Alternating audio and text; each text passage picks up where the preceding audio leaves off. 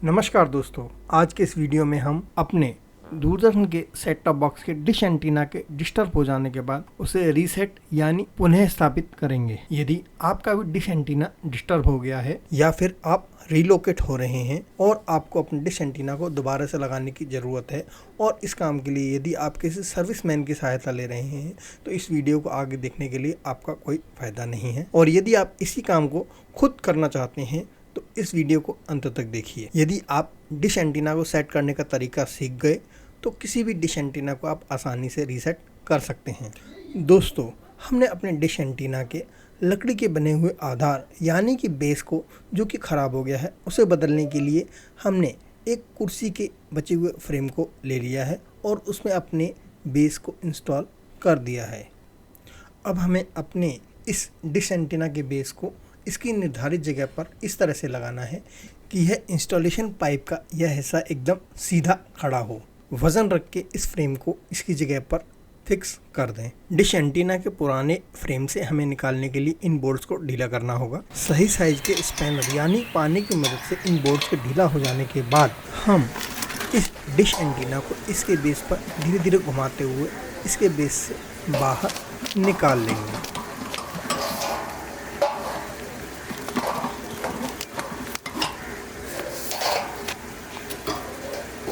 और उस dish antenna को इस नए बनाए हुए बेस में लगा देंगे।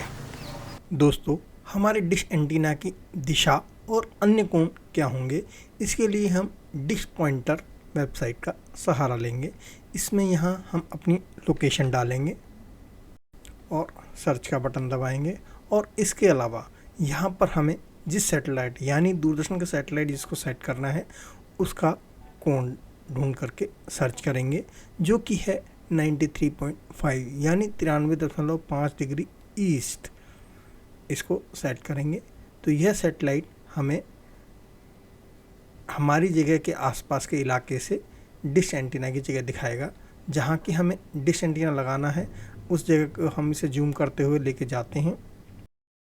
हम इसे जूम करते जा रहे हैं और हम इसे ले आए हैं अपनी निर्धारित जगह पर जहाँ कि हमें इस डिश एंटीना को लगाना है। तो यहाँ पर लगने वाले विभिन्न कोण आपको देखने को मिल रहे होंगे। यह हमारे डिश एंटीना लगाने की जगह का लैटिट्यूड यानी अक्षांश है और यह है लॉन्गिट्यूड यानी कि देशांतर, और यह है उस सैटेलाइट यानी कि उपग्रह का नाम जिससे कि हम सिग्नल प्राप्त करना चाह रहे हैं, और यह है उस सैटेलाइट की इस पॉइंट से दूरी। यह है हमारे डिश एंटीना का एलिवेशन एंगल यानी कि ऊपर नीचे होने वाला एंगल। वहीं यह है हमारा अजीमुथ एंगल यानी कि उत्तर दिशा से नापा जाने वाला कोण, और यह है मैग्नेटिक कंपास से उत्तर दिशा से नापे जाने वाला कोण, और यह है हमारे LNB का स्क्यू एंगल जो कि सिग्नल्स की पोलैरिटी को एडजस्ट करने में काम आता है। हमारे डिश एंटीना का अजीमुथ एंगल हमारे छत की इस दीवार से लगभग 22 डिग्री है। इस स्क्रीनशॉट को आप अपने मोबाइल में सेव कर लें क्योंकि यह गाइडेंस में काम आएगा। आप इसी तरह से अन्य किसी सर्विस प्रोवाइडर यानी कि Tata sky, Airtel, dish TV या फिर अन्य किसी और सर्विस प्रोवाइडर के सैटेलाइट को भी देख सकते हैं। हमने घर के छत के इस दीवार से लगभग 90 डिग्री कोण बनाते हुए एक रस्सी को बिछाया है। वहीं रस्सी के दूसरे सिरे को इस दीवार से लगभग 45 डिग्री का कोण बनाते हुए बिछाया है। हमारे डिश एंटीना की दिशा इस दीवार से लगभग 22 डिग्री होगी यानी इस दीवार और इस रस्सी के लगभग बीच में। इन रस्सियों की मदद से हम अपने डिश एंटीना को सही दिशा में आसानी से लगा पाएंगे। आइए अब हम अपने सैटेलाइट सिग्नल फाइंडर मीटर को LNB और सेट टॉप बॉक्स से आती हुई केबल के बीच में इंस्टॉल कर देते हैं। यदि आपके पास ये मीटर नहीं है तो कोई बात नहीं है, आप बिना इस मीटर के भी अपने डिश एंटीना को सही दिशा में सेट कर सकते हैं। यह मीटर सिर्फ हमारे काम को थोड़ा आसान बना देता है। सेट टॉप बॉक्स के अंदर भी सिग्नल की क्वालिटी और स्ट्रेंथ को बताने के लिए एक मीटर होता है, आप उसका भी प्रयोग कर सकते हैं। सैटेलाइट फाइंडर मीटर के लग जाने के बाद हम डिश एंटीना को धीरे धीरे सिग्नल मिलने के संभावित कोण के आसपास घुमाते हैं। सिग्नल के मिलते ही मीटर में बजर की साउंड बढ़ जाती है।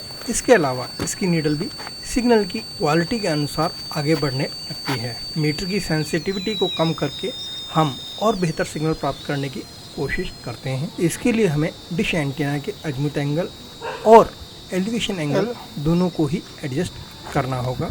हम स्क्यू एंगल को एडजस्ट नहीं करेंगे क्योंकि स्क्यू एंगल में कोई भी डिस्टरबेंस नहीं आया है। वहीं दूसरी ओर वीडियो कॉल के माध्यम से हमें टीवी की स्क्रीन अपने मोबाइल पर दिखाई दे रही है, जिसमें हमें सिग्नल की स्ट्रेंथ और क्वालिटी दोनों ही दिखाई दे रही हैं। मीटर और मोबाइल में वीडियो कॉल पर मिलते हुए सिग्नल की स्ट्रेंथ और क्वालिटी के वीडियो के आधार पर हमें जहां पर बेहतरीन सिग्नल मिलते हैं, हम वहां पर इस डिश एंटीना को इसके बेस पर टाइट कर देते हैं।